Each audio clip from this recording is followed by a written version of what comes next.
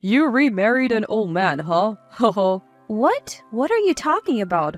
Wow, you've really lost your taste. You should have just stayed with me. Haha. I bumped into my ex-husband after several years and he greeted me with a smug grin. An awkward silence fills the air. He doesn't even realize that his comments are stirring the pot. What a hopeless man. He still doesn't get how ridiculous he sounds, and then karma finally catches up with him.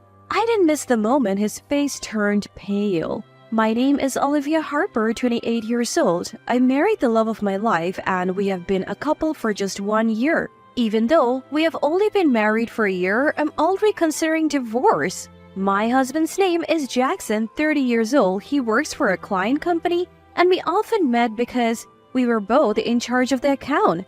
At first, we only talked about work, but we soon discovered we liked the same band and started dating. He's serious about his job and we make up quickly after fights. That was the best part about us. I thought we would be fine even after marriage. After a year and a half of dating, we became husband and wife. But as soon as we got married, his attitude changed completely. The kind and loving Jackson turned into a controlling husband. I first felt uneasy a while after we got married. I came home from work as usual and he was already there, messing around on his phone. Normally, I'm the one who greets him, but today was different. I greeted him with a fresh "I'm home," but he didn't respond. Did he not hear me? I thought and raised my voice a bit. "Jackson, I'm home. Sorry I'm late. I'll make dinner right away." Shut up. You're the one who's late. You're worthless. I froze at his words. What, Jackson? You're my wife and you come home later than me? Are you crazy? I'm sorry, I had to work late today. Work late? That's your fault for being incompetent. Don't make excuses. It's annoying. I don't know what to say. We had arguments while dating, but we always talked it out and resolved it the same day. No matter how heated our arguments got, he never called me worthless. That's why it took me a while to realize what he had just said. From that day on, he criticized me every time I took a bite of dinner. This is bland. You can't even cook. You're a failure as a wife. I married you, so be a better wife. Since then, he's been saying such things openly. At first, I tried to talk back, but it only made him angrier. What did you just say? That's why. I'm also working and doing housework. If you're going to complain, you could help a little. Don't joke with me. You're the wife and I'm the husband. Housework is all your work. But we are a married couple, right? Shouldn't we support each other? Are you stupid? You should be grateful. You even got to marry me. That's not fair. You just need to listen to me and do your job. Got it? The Jackson I loved is gone. Or maybe he was just wearing a mask while we were dating and this is his true self. Still, divorce wasn't an option since we had just gotten married, so I kept enduring. A year into our marriage, nothing has changed. I'm still treated like a maid doing whatever my husband says. The only time I can relax is when I am at work. Thanks to my friend and colleague Lily, I have been able to get through each day. Lily is the daughter of the company's CEO, but she doesn't let her status get to her head. She's dedicated to her job, which makes her even more likable. We always have lunch together. One day, while eating, she starts talking. "Hey, Olivia, guess what? I'm dating that guy I told you about." "Really? That's great. Thanks to you for listening to me and giving advice. Really, thank you so much." "I didn't do anything. You did it all yourself, Lily." "No way. If you hadn't encouraged me, I wouldn't have even contacted him." Seeing her blush and talk so happily makes me feel happy too. "Really? I am so happy for you," I say, and then she turns the conversation to me. "What about you, Olivia? Are you okay?" "Okay? What do you mean?" "I mean your husband. He's still giving you a hard time, isn't he?" Lily looks into my face with concern. Yes, I had confided in her about my husband's verbal abuse. I feel guilty for worrying her when she's so happy. With that, I give Lily a forced smile. "I'm fine. I guess I've just gotten used to it." "That's not okay. You shouldn't have to get used to something like that. I have only been married for a year. I can't just get a divorce that quickly. But if you keep this up, you'll..." "Thank you, Lily. Just having you worry about me is enough, really. Thank you." Lily looks puzzled, but that's okay. I can't worry her any more than this, especially when she's about to be happy. I say thank you to her again and forcefully change the subject. I wanted to forget about my husband at least while I'm at work. But even that reaches its limit. A month later, it's a holiday and also Lily's birthday. Her boyfriend can only meet her at night due to work, so we set up a lunch date. I wake up early, finish the housework, and start getting ready. While I'm doing my makeup, my husband speaks up. Hey, you're not planning on going out, are you? I told you before, right? Today is Lily's birthday, and we're going for lunch? What? I don't care. You're a housewife. You can't just go gallivanting around. Gallivanting? I always do the housework on my days off. Can I have just one day? Who do you think you are talking to? You should only listen to me. Normally, I would say I'm sorry and offer a superficial apology, but this time, I had reached my limit.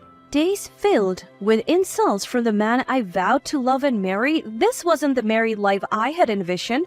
Fueled by anger, I raised my voice. Enough is enough. Why does my life have to be controlled by you, Jackson? You? How dare you speak to me like that? I'm fed up being belittled and yelled at every day. This isn't the marriage I wanted. Huh? Like I care. It's all your fault for being a useless wife. Fine, let's get a divorce. At those words, his eyes widened in disbelief. He probably never expected me to be the one to suggest divorce. His face tightened as he asked, "Are you serious?" I resolutely replied to him, "Absolutely. I should have made this decision much sooner. I hesitated because we were newlyweds, but that doesn't matter now. I should have left someone like you a long time ago." What? So now it's all my fault? Fine, let's divorce. But no alimony, got it? If that's what it takes to divorce you, I'll gladly accept. You'll regret this, you hear me? He stormed out and returned with divorce papers. He signs it on the spot and points it at me. I happily signed them on the spot, and so we were officially divorced. Until I found a new place, I stayed in a monthly apartment near my work. I only told Lily and my direct boss, Anderson, about the details, finally reclaiming some time for myself. Years passed. A lot happened after divorcing my ex-husband. For a while, he wouldn't stop contacting me, almost making me lose faith in people. You'll never be happy. You'll be alone forever. He would message me daily like a stalker.